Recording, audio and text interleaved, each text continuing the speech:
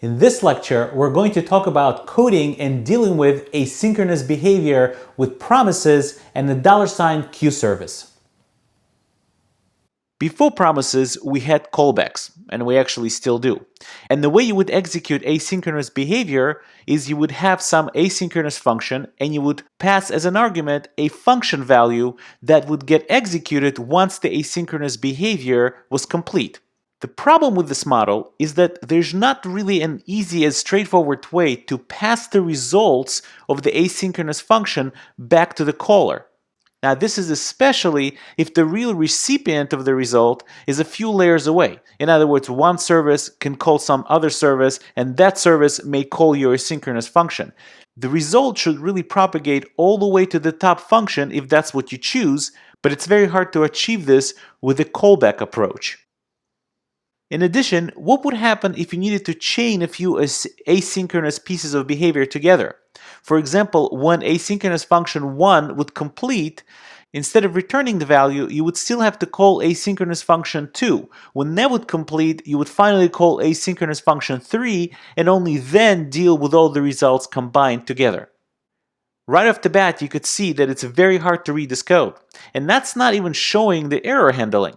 With error handling, this would look like a complete mess. Also, what if we wanted all these asynchronous functions to execute in parallel? And then, if every call succeeded, execute our logic, but even if one failed, fail all of them and execute some error handling. That's not a very trivial thing to accomplish with a callback approach. But with the Promise API, we can actually get all these things accomplished fairly easily. The Promise API is actually part of the new ES6 API. However, not all browsers implement ES6 API just yet, so Promise Object might not be available. But AngularJS implements its own Promise API that is very similar to the one that's coming in ES6. So what is a promise? A promise is an object which can be passed around or returned that holds references to the outcome of asynchronous behavior. In Angular, promises are created through this special service called the $Q service. Let's take a look at some templates as to how you would go about doing that. So here we have an asynchronous function, and the very first thing we would do is call the $Q.defer method. That service creates an object that represents the asynchronous environment with all the hooks into it, including the promise object. Then, after we implement some behavior, that object has a special method called resolve that marks a successful completion of our execution and then wraps the data for the promise to retrieve later on. In this case, we're wrapping the result object or some result as part of our resolve method call. If something goes wrong, we could call deferred.reject, which will mark unsuccessful completion and will also wrap some data for the promise. In this case, it will be probably some error object or some error message. Last, but certainly not least, we have to return our promise to the caller of this function. So therefore, we would say return deferred.promise.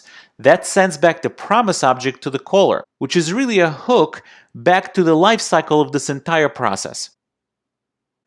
Now remember that even though this sample code looks synchronous, and it probably is looking at it right now, the parts that ultimately call deferred.resolve and deferred.reject can be part of something that truly runs asynchronously. For example, if we wanted to simulate that in this example, we could wrap the highlighted lines of code in a setTimeout function.